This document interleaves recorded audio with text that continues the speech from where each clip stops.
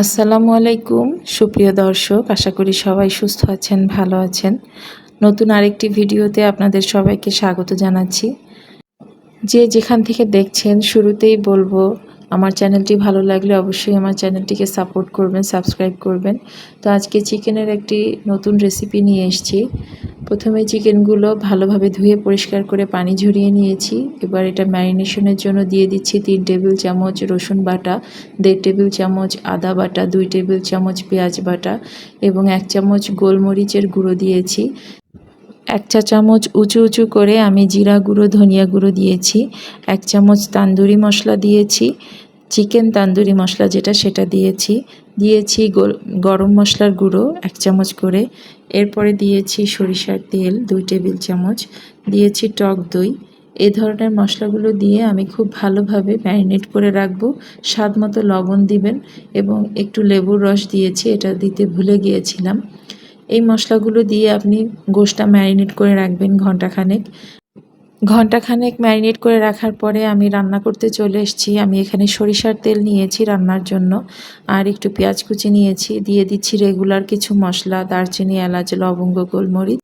মশলাটা দেওয়ার পরে ভালোভাবে পেঁয়াজের সাথে একটু ভেজে নেব, মশলা থেকে একটা সুঘ্রাণ বের হওয়া পর্যন্ত।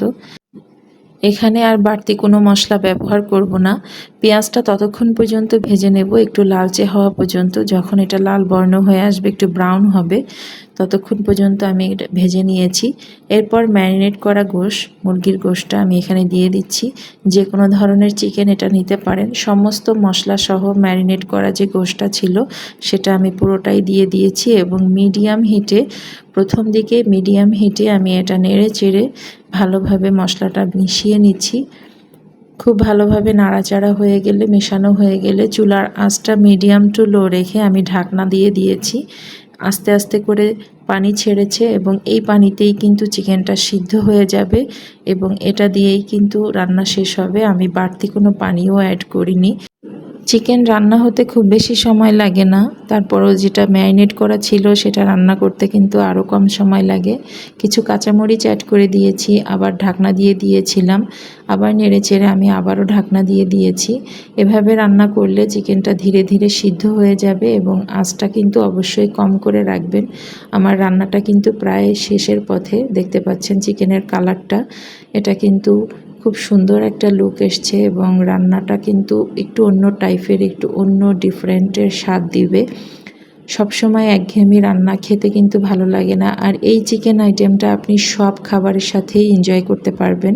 সাদা ভাত, খিচুড়ি, পোলাও সব কিছুর সাথেই কিন্তু আপনার এটা ভালো লাগবে।